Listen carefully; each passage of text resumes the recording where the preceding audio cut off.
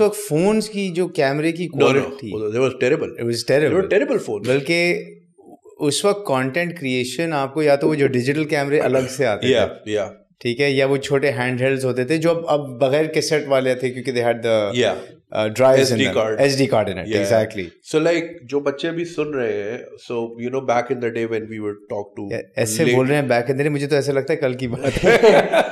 We would talk to the ladies. अब तो ये है ना कि Snapchat है, तस्वीर खींची भेज दी, okay, this is how I look right now. वो तो IRC के ज़माने याद है? Yeah, of course. So like a lady would have to take a Canon का Digicam, take a picture, card लिया और उसको उसमें ड्राइव में डाला और फिर उसके बाद फिर ईमेल पे अटैच नहीं हो रहा क्योंकि 2 MB से ज्यादा हॉटमेल अलाउ नहीं करता था.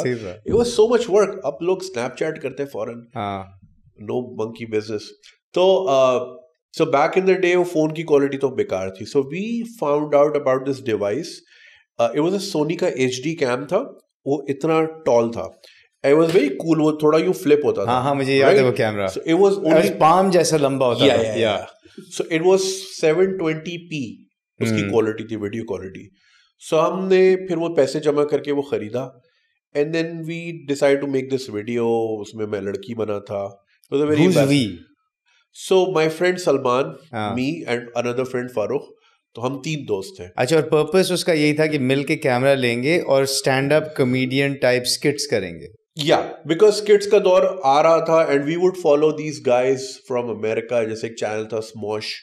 They were really funny. There was this guy called Qasim G. He was American Persian guy, Irani American. He was very funny, and he used to conduct these very funny interviews at Venice Beach. वो खुद LA का था, तो वहाँ पे वो बड़े embarrassing किस्म के सवाल करता था, and then he would do crazy things. अच्छा, उस जमाने में जब ये थी सोच, and I'm cutting you off, monetisation का कोई no, तो मतलब वो क्योंकि उस जमाने में दौर भी नहीं था ना कोई सोचता था. आप कंटेंट क्रिएट कर रहे थे just for the heck of it. For the heck of it. Yeah, कि we were just gonna have fun. So हमने जो पहली वीडियो बनाई, we shot right across forum के बिल्कुल सामने जो क्लिफ्टन विलाज है उसकी छत पे, क्योंकि that's where Salman used to live, my friend.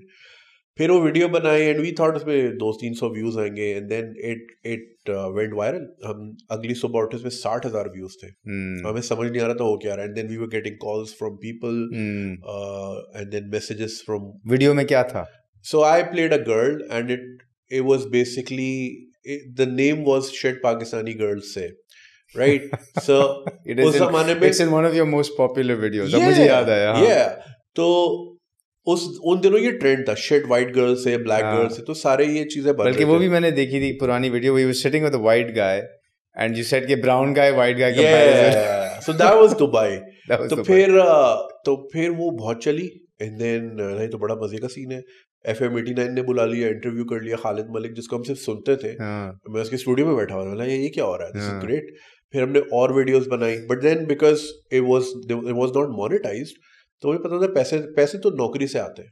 ये तो ऐसी शौक है, शुगल कर. तो फिर I move to Dubai again.